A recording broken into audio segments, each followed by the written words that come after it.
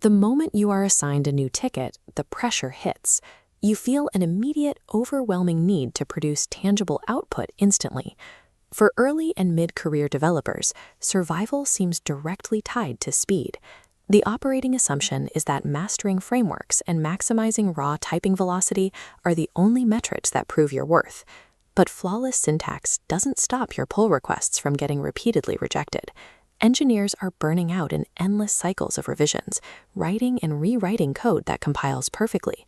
You face a strict trade-off. Invest heavy cognitive load up front to interrogate the ticket, or dive immediately into your IDE. Opening the editor offers powerful, short-term gratification.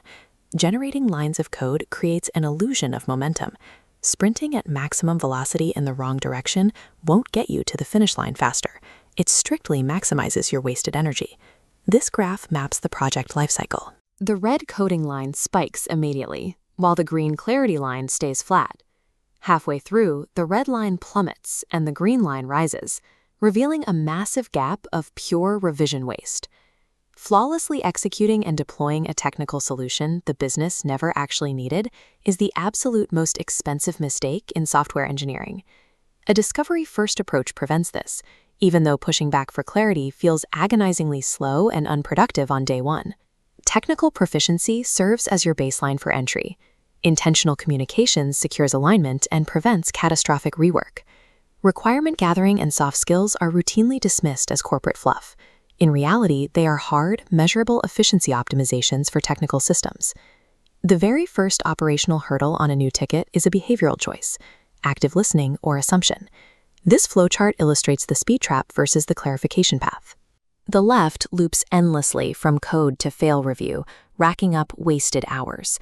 The right path expands the initial ticket to ask what, why, and how, proceeding straight to approval. That interrogation extracts a comprehensive, unshakable understanding of the core business logic before you declare a single variable. Asking questions feels like hitting the brakes. Mathematically, it eliminates 80% of downstream system revisions. Rapid execution on a warped base block guarantees the entire complex structure eventually shatters. Guessing missing details introduces a silent trade-off. You are actively choosing to absorb the technical debt created by a stakeholder's poor communication. You carry that debt through the sprint, only for the final software to fail user testing because the core foundation relied on an unchecked hallucination. Remaining silent in the face of ambiguity is an act of professional negligence that breaks software. Pushing code to production initiates the final phase of the project lifecycle, the explanation and defense of your deployed work. Highly capable developers frequently freeze here. Articulating complex technical architecture to non-technical stakeholders introduces massive friction. You have to strip away the technical jargon and translate system mechanics into plain, business-focused English, which demands intense cognitive overhead. Doing this successfully delivers immediate returns. It curtails micromanagement and provides airtight justification for your timeline and architecture choices. Management cannot value what they cannot understand.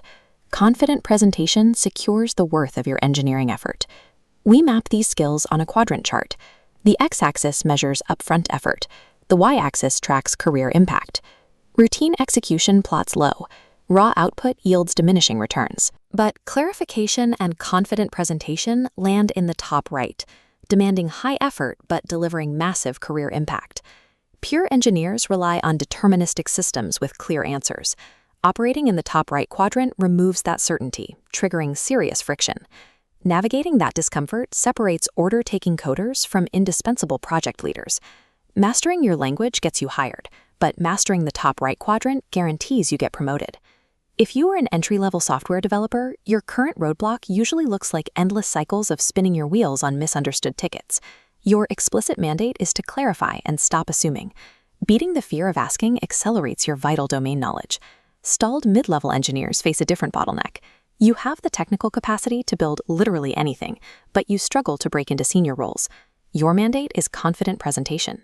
You must position yourself as the primary bridge between the raw codebase and the overarching business goals. Leading and presenting violently pulls you away from deep work coding blocks. It hurts, but it is a non-negotiable prerequisite for leadership. Great software engineers execute beyond the keyboard. They actively de-risk projects through relentless understanding, precise communication, and confident delivery.